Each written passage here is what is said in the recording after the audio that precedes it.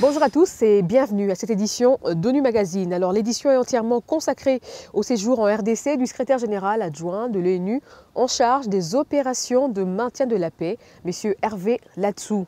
Pour rappel, la visite du secrétaire général adjoint fait suite à l'adoption par les Conseils de sécurité des Nations Unies de la résolution 2211.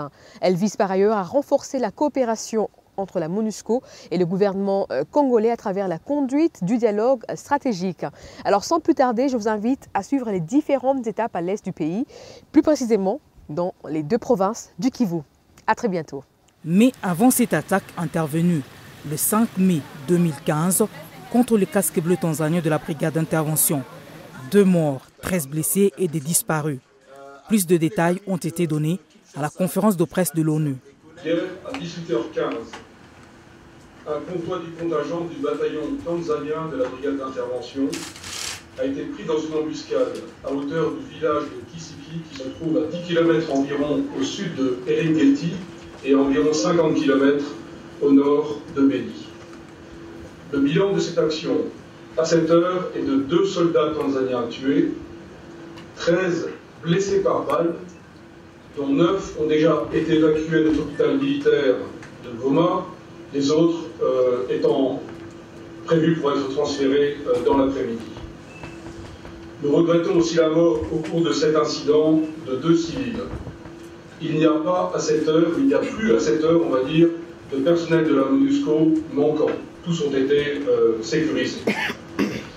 Dès le déclenchement de cet incident, hier soir, nous avons coordonné nos actions avec le commandant du secteur opérationnel Sokola 1, mais aussi avec le commandant de la zone de défense numéro 3, avec lesquels nous sommes restés en contact jusqu'à maintenant. Les FRDC et la MONUSCO ont dépêché immédiatement des renforts pour mettre fin à cette attaque, procéder à la sécurisation du périmètre et aussi, bien sûr, à l'évacuation de nos blessés. Des opérations subséquentes, dont bien sûr je ne révélerai pas la teneur, sont actuellement en cours sous la coordination pour la MONUSCO du lieutenant-général Santos Cruz, le commandant de la force, qui s'est rendu sur les lieux tôt ce matin. Aéroport de Goma. Ce 24 avril 2015, le secrétaire général adjoint des Nations Unies en charge des opérations de maintien de la paix, Hervé Latsou, arrive de Kinshasa. Sitôt arrivé, Hervé Latsou et sa délégation prennent l'hélicoptère. Direction Nyamilima, une localité du territoire de Rutshuru, 90 km au nord-est de Goma. C'était en compagnie du représentant spécial du secrétaire général de l'ONU en RDC, Martin Kobler, de son adjoint en charge des opérations à l'Est, David Gressly, et du chef de bureau de la MONUSCO Nord Kivu, Daniel Ruiz. Sur place, le patron des opérations de maintien de la paix échange avec les organisations de la société civile afin d'évaluer personnellement la situation sécuritaire et les attentes des populations. Moi, j'ai redit aux populations de Nyamilima qui m'ont expliqué comment elles souffraient parce que les groupes armés continuent à les attaquer, continuent toutes leurs exactions. Je leur ai dit qu'on continue à travailler à leur côté. C'est pas facile, mais il faut continuer. Le cœur de notre mandat, c'est la protection des civils, c'est la protection des femmes, c'est la protection des enfants. Donc c'est compliqué, mais on ne ménage pas nos efforts pour progresser. À Goma, le responsable onusien a un entretien avec le gouverneur de province Julien Paluku, entouré de ses proches collaborateurs. Au menu de leurs échanges, la situation sécuritaire dans la province.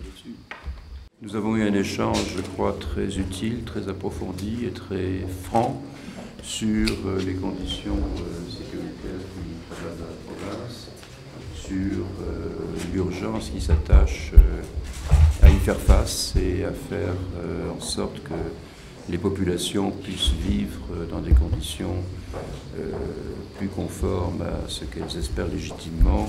Nous sommes allés tout à l'heure rendre visite à des organisations de la société civile dans le Rutshuru et clairement cette attente elle est toujours très forte et nous devons donc progresser dans cette voie afin que par ailleurs la province puisse progresser sur le développement économique et social qu'on voit bien aussi dans les rues, mais il ne peut pas y avoir de développement économique sans sécurité de manière durable et donc voilà, nous allons continuer à y travailler ensemble activement. Pour magnifier la coopération entre les Nations Unies et le gouvernement congolais, le gouverneur remet un cadeau souvenir aux responsables onusiens. C'est que l'activité reprend.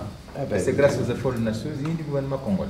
Et les efforts du gouverneur personnellement. Le secrétaire général adjoint des Nations Unies en charge des opérations de maintien de la paix poursuit sa tournée au Sud Kivu. Le 25 avril, il assiste à Kavumu à la cérémonie de départ définitif de 850 casques bleus du contingent égyptien de la MONUSCO. Ce départ est consécutif à la résolution 2211 du Conseil de sécurité renouvelant le mandat de la mission onusienne et dans laquelle il est prévu une réduction d'effectifs militaires de 10%. Vous laissez assurément au Congo un morceau d'Égypte dans l'histoire de la paix de ce pays. Assiste aussi à la cérémonie le chef de la MONUSCO, Martin Kobler, l'ambassadeur égyptien en RDC, Anis Salah, ainsi que le chef de bureau de la MONUSCO au Sud Kivu, Christine Kapalata. Ma présence ici, en ce jour, qui a une haute valeur symbolique pour l'Égypte, est essentiellement une reconnaissance de votre contribution pour la stabilisation de ce pays et personnellement vous dire au revoir et bon retour dans vos familles.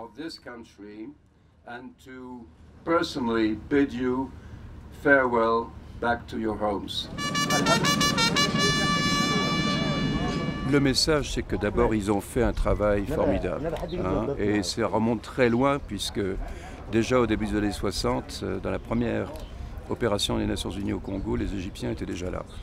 Et puis, ce bataillon s'en va, mais il reste une unité de force spéciale. Et je crois qu'ils peuvent être fiers, nous sommes fiers d'eux. Alors, ce qu'il faut espérer, c'est que le processus de consolidation de la sécurité dans les Kivu va se poursuivre, avec les autres troupes qui restent. Mais c'est un effort de toute la communauté internationale et il faut le saluer.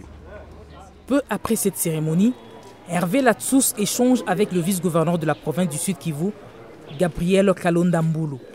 Que peut-on retenir de ces échanges? Précisément des questions de sécurité dans cette province, l'évaluation du risque que constituent toujours les groupes armés au Sud Kivu et les actions qui sont entreprises pour,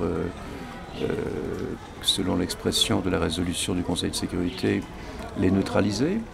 Et puis au-delà, voir quelles sont les perspectives pour le Sud Kivu, en n'oubliant pas l'environnement régional et le fait qu'arrivent des flux non négligeables de réfugiés du Burundi. Donc tout cela, on essaie de le prendre en compte. Le secrétaire général adjoint des Nations Unies en charge des opérations de maintien de la paix quitte la RDC le 25 avril à destination des Bangui en République centrafricaine.